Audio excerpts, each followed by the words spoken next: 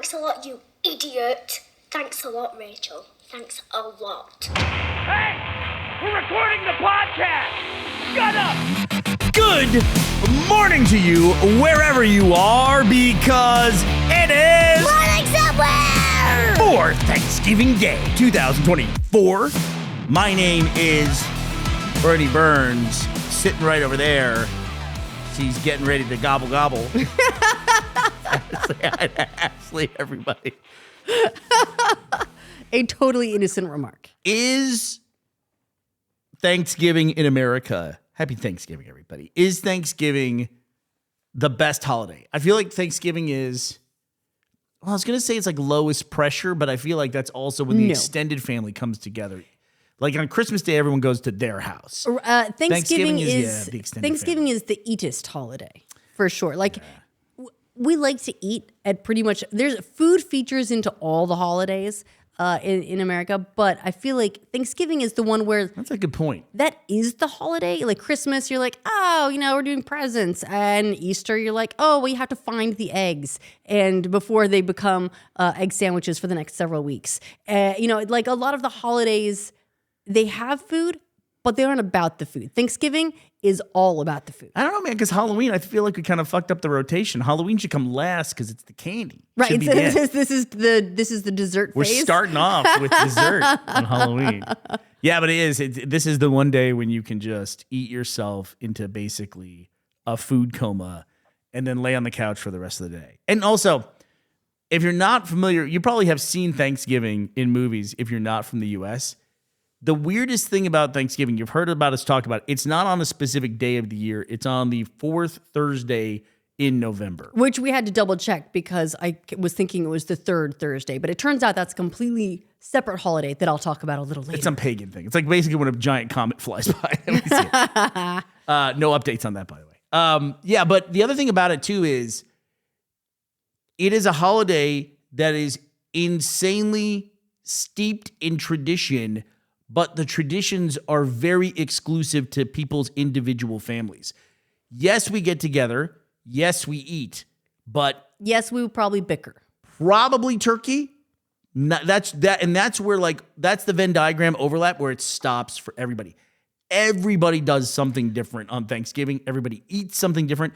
I think the biggest thing is, what time, Ashley, are you supposed to eat Thanksgiving dinner? 2 or 3 p.m. 2 or 3 p.m. Mostly because it takes that long to get all that shit ready. Right. Right. It's I take the view that Thanksgiving happens as soon as we can get the food ready.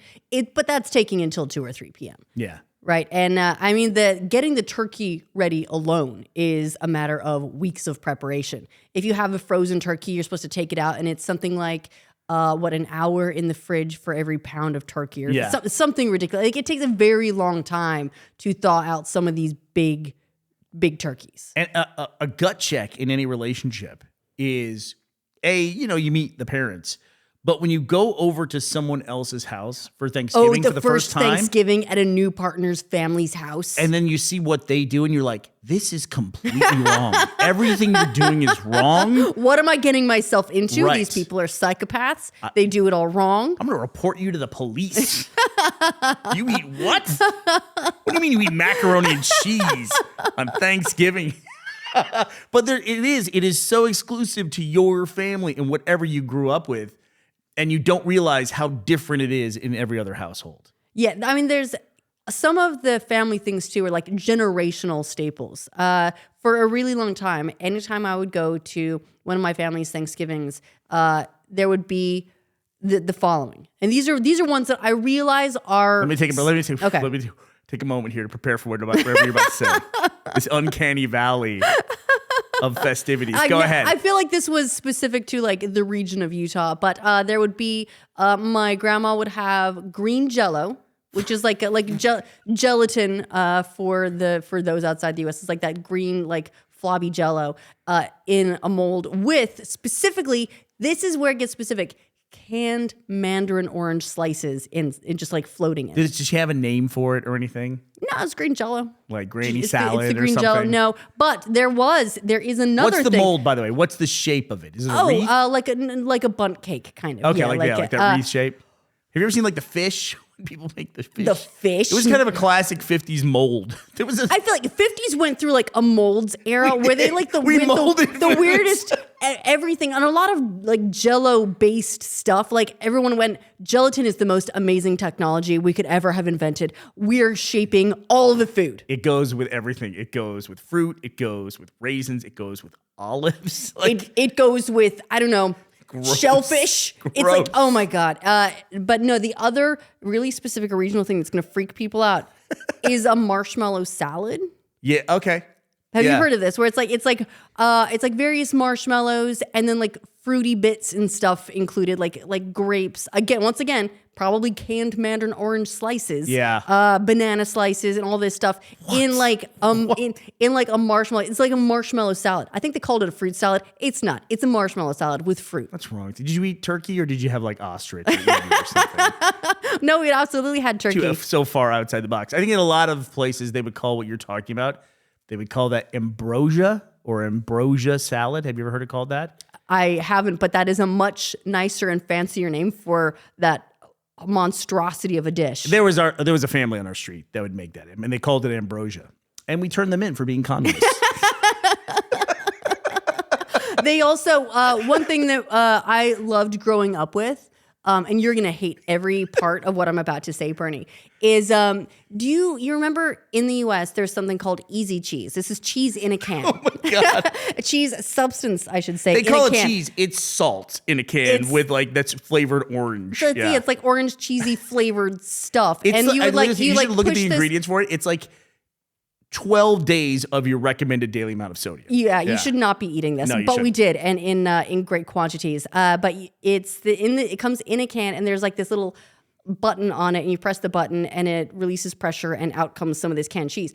And we would get pitted black olives, and we would fill them. I can see your God. face. I can see your face. We would fill them we'd fill pitted black olives with this canned cheese, and that was one of the highlights of Thanksgiving. I am such a man. I talked to the right person about this.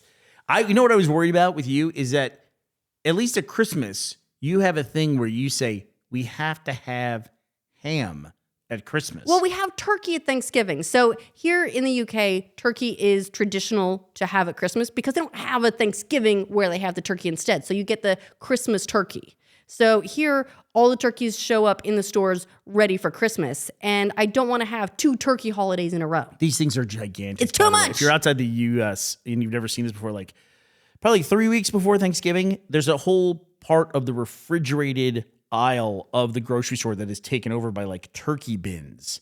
And you buy these things and they're massive. It's like, well, we're having like 10 people over. Should we buy a 45 pound? And also, let me ask you that. What size is a turkey? How many pounds? 20 pounds. 20 pounds for a turkey. I used to deep fry. I would inject a turkey with butter jalapeno marinade, and I would deep fry it in peanut oil. Like you just dunk the whole thing. You're not battering it or anything like that. This was early days of RT podcast. I would talk about this. It is amazing. It is amazing. Well, can I just tell you that It's also a great way to burn your house. I just looked this up, and according to thegrillingdad.com, 18 and 20 pounds is the average range for turkey weight. So I nailed it. High five me. No, the reason why you could only do 10 or 12 pounds for that turkey was because of the size of the It stock just pot. wouldn't fit into the fryer. You're basically like repurposing one of those like crawfish boil pots and then filling it with peanut oil and taking it up to like 500 degrees. Oh, sure. And I'm the crazy one. Yeah, it was not great. Wait, Not- just- but man, it produced something amazing. Well, we just had to throw that turkey in the crawfish pot. put a little oil in that thing. Well, when you say it like that, it's weird. Go back to eating your marshmallow raisin salad. So it's turkey's the mainstay. Let's go through mains, sides. Well, the turkey is the main. Let's call it a starch. What's a starch? And then we'll go for desserts. Okay, let's go for this. The main is what? Turkey. But what is that? Like what turkey is what to you? It's in the oven, a 20-pound Roasted? turkey. You cook it for like what, 5 or 6 hours? Yeah, you take stuffing, you shove it all up in that thing. You're about let's take that for starch because stuffing itself is a whole category of debate And then here. you roast the turkey, basting it regularly. With the It's stuffing in it. It's still going to be dry, but yes. And there's also a weird thing. I mean, I'm sure they do this in other countries too, but we don't eat a lot of turkey except for this one day. Like, have you ever roasted a turkey on a different day of the year? Roasted, no. I'll have like turkey sandwiches and things like that, but I don't bring a whole turkey into my house the way that I would have like a roast chicken for dinner. Even though it feeds you for like a month, and it's like, it's pretty inexpensive historically. I wonder what they are this year. We're not buying one this year because we're in the UK. We're not doing a turkey here. Right. Can you even do they have turkeys? Yeah, here? they've got turkeys because now everyone is getting ready for Christmas. So we can do our Thanksgiving turkey. Do you know that the turkey was a candidate for the national animal of the United States of America That's actually not a versus the bald eagle? It's not a terrible choice for the reason of Thanksgiving, you know, for the Abundance? the symbolism of abundance and you know, having that great harvest and everything. And so I can see why turkey would be great. I believe that was Benjamin Franklin who was pushing for the turkey to be the national bird. Okay, I'm with you so far. So turkey roasted in the oven, big turkey. This is it. Now we're in safe territory. Let's take some risks. What's your go-to side dish? Okay, as far as staples, we're talking cranberry sauce. Whether you want to do whether you want to do canned cranberry sauce or whether you want to make cranberry sauce, that is, I don't care. The branches of this conversation just went like cranberry sauce. This is also the time of year when everyone becomes a farmer. Remember, like when COVID hit and everyone became an epidemiologist? In Thanksgiving, like you'll talk to people and they'll be like, well, we're having cranberries. I'm like, what kind of cranberries? At my house, we only eat jellied cranberries that are harvested before the 15th of October. Okay, like I've never heard that. People it's just are either so fresh specific about cranberry sauce, or some people just really like, for some reason, they want the cranberry sauce to still be in the shape of the can it came from. What is that? I That's don't lunacy. know. That's a really specific thing. I assume it's generational trauma that involves Jell-O molds from the 50s. It was mold, right? It's the holdover. It's the mold gene expressing itself. It's like in the modern era. This is where it rears its head for Thanksgiving. So I would say cranberry sauce of some kind, stuffing. You call that a starch, but I think the stuffing is just like one of the staple sides. Potatoes of some kind. But what is the stuffing? What is the stuffing? I'm going to say the stuffing is cubed bread, celery, onion, some other like vegetables and things, and a bit of like brothy stuff, and then you take it and you cook it all up. Yes. Some people use cornbread stuffing. That's a big deal with some fine. people. If you want, I don't care if you're going to do cornbread. Have at it. Wow, but look at it you can be tolerant over there. You're gonna flush these people out. Bread of some kind, preferably like stale and kind of like meh, so it'll soak up all of the like. Broth. Yeah, stuff we're very much on the juices. same page at this point. Yeah, the stale bread for some reason you have to leave the white bread out like for a day or two. Or if you need to like put in the extra effort to stale it up, you put it in the oven at like a really low heat for a while. Just dry it out so that it wants to soak it all up. And you have a little bit of butter and some spices in there. And then let's throw in a green vegetable to be healthy. We're talking green beans with slivered almonds on top. What is stovetop? That's like a classic stuffing in America. Instant stuffing. That's cornbread, right? I'm not sure. They might have multiple variations. Okay, fair enough. Okay, now go. Green beans, go ahead. Yep. Okay, so those are, I'm going to say, the staples. And then also a potato dish. So some people will do potatoes au gratin or, some kind of cheesy or funeral potato dish, whatever it is that you want. It's going to be potatoes and cheese of some kind. That's fair. Like a potatoes au gratin of something. Yeah. I feel like you're fishing for something that I'm missing. No. I'm wondering if I want to say something out loud or not. But you know ahead. what? Fuck it. We're all going to get hit by a comet anyway. An 85-mile wide comet. I don't like cranberries, and I've never liked cranberries. And occasionally there will be like a Thanksgiving-themed sandwich at a sandwich shop or something like that. And they always put cranberry on it, yeah. That I'm fine with. That I'm okay with. But I don't seek out cranberry, and I don't put cranberry on my plate. I feel like I have to make it and have it there because it's you have to. It's part of the staples. You just have to put it there. But it's not something that I heap my plate with. What's your starch? Tell me about your potato situation over there. What's going on? I tend to do what we in Utah called funeral potatoes. It's just like Stop calling them that. Okay, go ahead. But it's everyone makes them sort of differently. The way we made them was it's cubed potatoes, lots of cheese. I like to put cayenne pepper in it, just give it a little bit of kick, and like lots of cream, and then just bake it all up. And it is a delicious and very unhealthy dish. So cayenne pepper, that's like a very Midwestern spice. I learned way later in life that cayenne pepper is dried and ground up red bell pepper. No, you were thinking of, I think, paprika. Is that paprika? Is that? I think paprika. Bernie, can I tell you what cayenne pepper is probably made from? Probably made from cayennes. Yes. Okay. You nailed it. I don't know my fruits. No, love, try again. That would probably be a good call. So what's the one that's just ground up red pepper? I think that's paprika. Is like red peppers. It can be bell peppers. It can be a couple of different types of peppers. Pretty sure that's paprika. Yeah, I don't care. I'm editing all this out. Or maybe that's chili powder. Maybe that's chili powder. I don't know. Something one of them is. We have the internet in front of us. We're not looking at it. Look, we're just flying We're cooking blind by here. feel here. Okay. I'm with you on everything. Paprika is a spice made from dried and ground red peppers. It is traditionally made from capsicum annuum varietals in the longum group, including chili peppers. Thank you, Wikipedia. So it is ground up red peppers. That's paprika? So Yes, that's paprika. How come you have hot paprika? Is that just the way they Well, you do get something to smoked it? paprika. That's probably how it's prepared. Fair enough. Spice I never really used before I moved to the UK. All right, so what do we need at Thanksgiving that I've missed that's on your list? So What's your weird thing? You're leaving out a banger. Okay. Sweet potatoes. Sweet potatoes. Do you do sweet potatoes with marshmallows on top? That's how some people do them. Yeah. You know what I'm talking about? Yes. When I was growing up, that was another dish that we would add marshmallows to. Or as it's called in the Midwest, yams. Yams. I didn't know for a really long time that yams and sweet potatoes were the same thing. They're both ground up red peppers. Bell pepper. It's bell peppers the whole way down. Those are orange bell peppers. Sweet potatoes, I think, have to be on the list. I do like, so you're going with like potatoes au gratin, you're going with sliced potatoes. Mashed potatoes aren't anywhere in the mix. I love a mashed potato, but mashed potatoes aren't necessary at Thanksgiving if you already have another potato dish. If you have like one of those big family potlucks and everyone brings a dish, if someone brings the funeral potatoes, someone else can bring mashed potatoes, and I think that's fair. But if you're just like one family sitting down, 2 potato dishes is too many. What's your gravy stance over there? What's your position on gravy? I'm bullish on gravy. So you doing like the packet gravy, like the brown gravy, or you doing like you take the drippings out of the bottom of the roasting pan from the turkey, put it with a little bit of flour. I'm not gonna lie, do it the right way. I like doing it the right way. Okay. It does cause extra effort. We're talking about moving the Thanksgiving start time back to possibly even 3:30. Well, what are we in this for? Are we amateurs over here? What are we doing?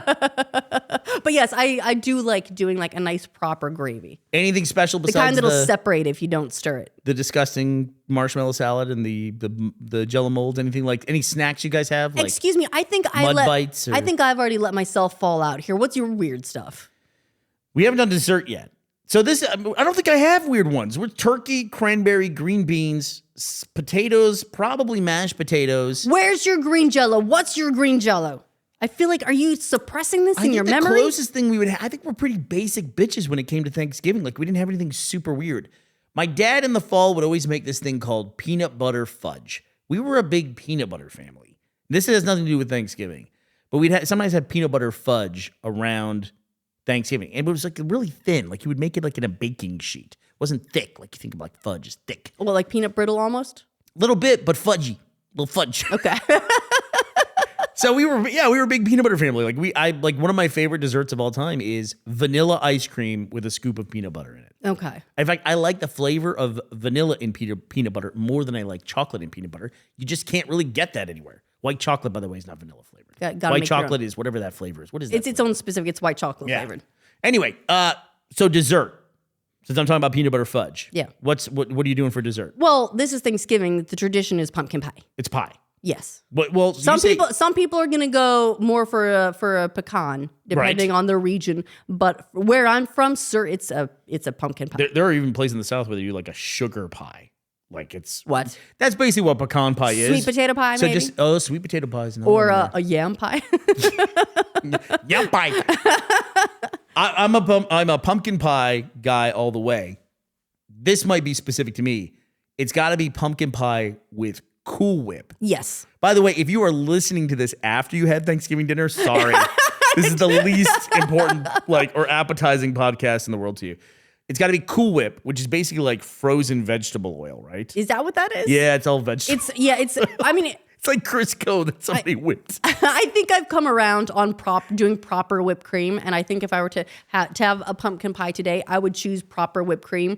But what I grew up with was Cool Whip, where it came in a tub and you would just spoon it out and go blop, and you would just like leave a dollop on top of your pumpkin pie. This is from Eat This, Not That. What's really in Cool Whip? Cool Whip ingredient. Kraft Cool Whip. First ingredient is water, followed by hydrogenated vegetable oil, high fructose corn syrup, and finally skim milk. That is like What's not to love? Every bad thing they discovered in the 70s to put into food. High fructose corn syrup and hydrogenated vegetable Look, oil. we grew up with a lot of that stuff. It's though. delicious, by the way. Like for a while, everyone would bake with Crisco, which was what was the Crisco? Was that vegetable oil? Yeah, I think it's like solidified and then vegetable decided like, nah, maybe we should just go back to butter. Slather it up and go. Yeah. Okay, so I think we're okay. So pumpkin pie with Cool Whip. All right, we're surviving this holiday. These days I'll do like a nice whipped cream that I whip myself, get some heavy cream and whip it and do that. But no, it's like there's something about Cool Whip on pumpkin pie Thanksgiving that's just perfect to me. All right, we're all good. We're all good. Okay. We're all good. Well, I'm glad that we got through this. Can we round out our food talk? There was we have to cover something that's in the news. So recently, did you see that Campbell Soups? Campbell.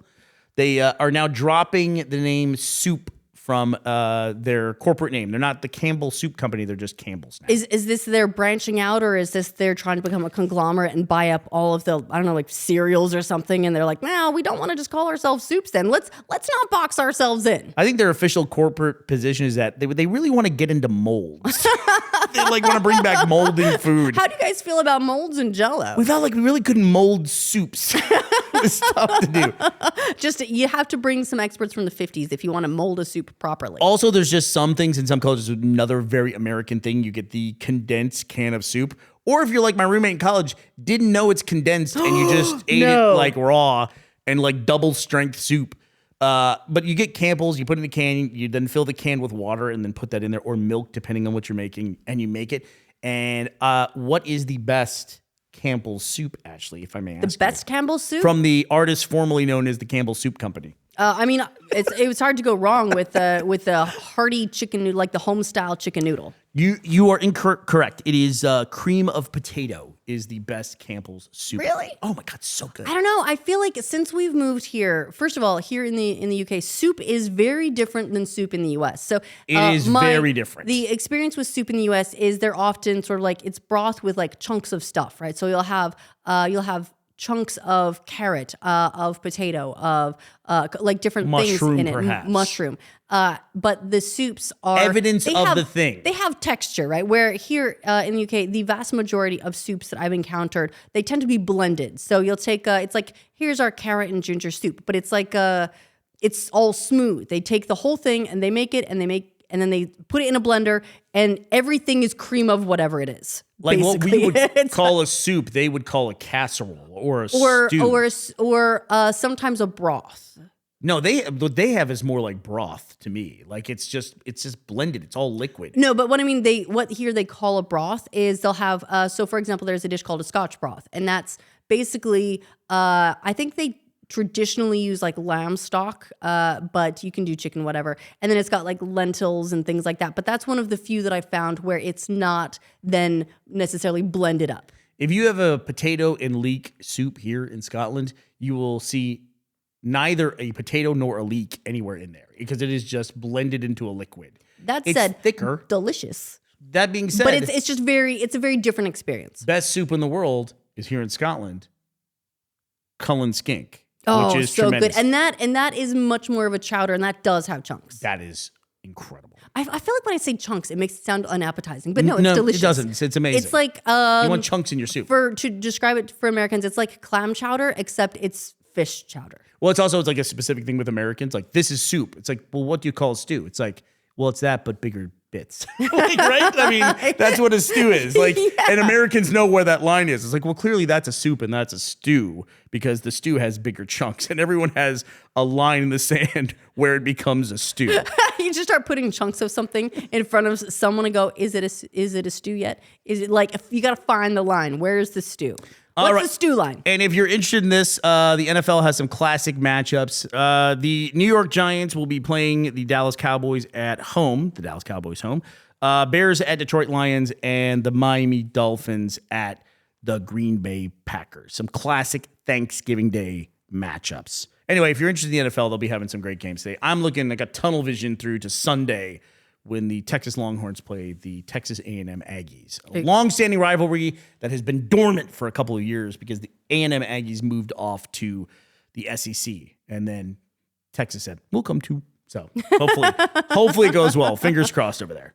Yeah, well, look, your team's been having a pretty good year. Is that right? I hope so. I don't want to say anything out loud. Touch wood, as they say in Scotland. We still have a shot at the playoffs, so let's see what happens. Okay. Well, before we go, I would like to say an extra special Happy Thanksgiving to Billy D and Chris S., our sponsors for this episode of the show. Thank you both for sponsoring us at patreon.com/morningsomewhere. We appreciate you, and we appreciate your marshmallow-covered yams. Right. May we suggest that you try the molded gack that's in the corner that Aunt Priscilla brought to Thanksgiving. All right. Have a great Thanksgiving, everybody. Thank you for joining us today. Thank you for being a member of the Patreon if you are a member of the Patreon. And thank you, as always, for your support in general. We are thankful for you. All right. Well, that does it for us. We will be back to talk to you tomorrow. We hope you will be here as well. Bye, everybody.